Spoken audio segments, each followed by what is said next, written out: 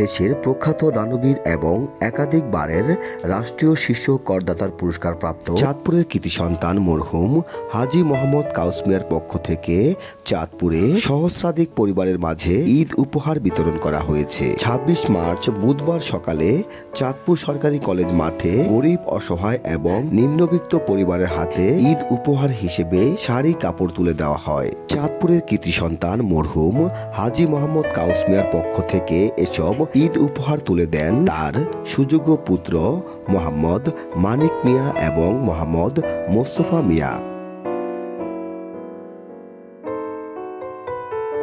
হাজী মানিক মিয়া সাহেব ও হাজী সুমন সাহেব আপনাদেরকে ওনার বাবার পক্ষ থেকে ঈদ উপহার হিসাবে শাড়ি প্রদান করবেন।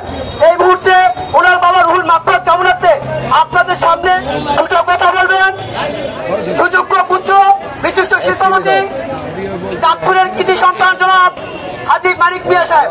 আন্তরিকভাবে দুঃখিত আপনাদের অনেকক্ষণ অপেক্ষা করানোর জন্য।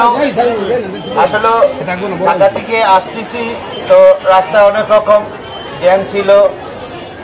এখানে অনেক বৃদ্ধ মা বোনেরা আছেন, এখানে বৃদ্ধ অনেক আমার বাবার বয়স সমতুল্য মুরব্বীরা আছেন, আমার মার সমতুল্য যে মহিলারা আছেন। আমি সত্যি আন্তরিকভাবে দুঃখিত। আসলে আমার হাতে কিছু করার ছিল না। আমি সকালেই রওনা দিয়েছিলাম কিন্তু আসতে দেরি হয়ে গেল। আমি বেশি লম্বা সময় নেব না। আমি শুধু এতটুকু কথাই বলতে চাই যে আমার বাবাকে আপনারা সবাই জানেন। উনি বিগত সময় আপনাদের পাশে সবসময় ছিলেন।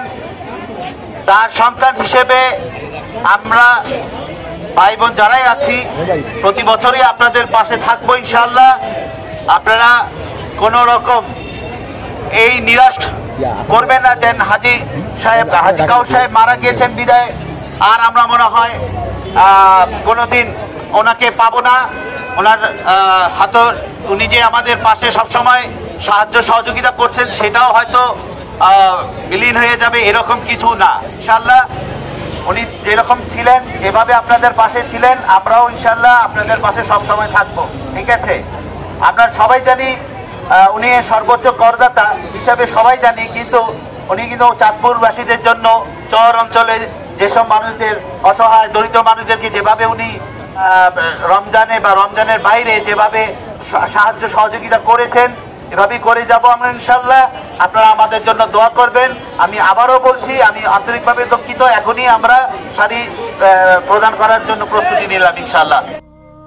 মরহুম হাজী মোহাম্মদ কাউস মিয়ার পক্ষ থেকে ঈদ উপহার বিতরণের সার্বিক তত্ত্বাবধানে ছিলেন চাঁদপুর জেলা যুবদলের সাধারণ সম্পাদক এবং চাঁদপুর জজ কোর্টের পিপি অ্যাডভোকেট নুরুল আমিন খান আকাশ, চাঁদপুর জেলা স্বেচ্ছাসেবক দলের সিনিয়র যুগ্ম আহ্বায়ক শামসুল আরেফিন সূর্য সহ অন্যান্য ব্যক্তিবর্গ।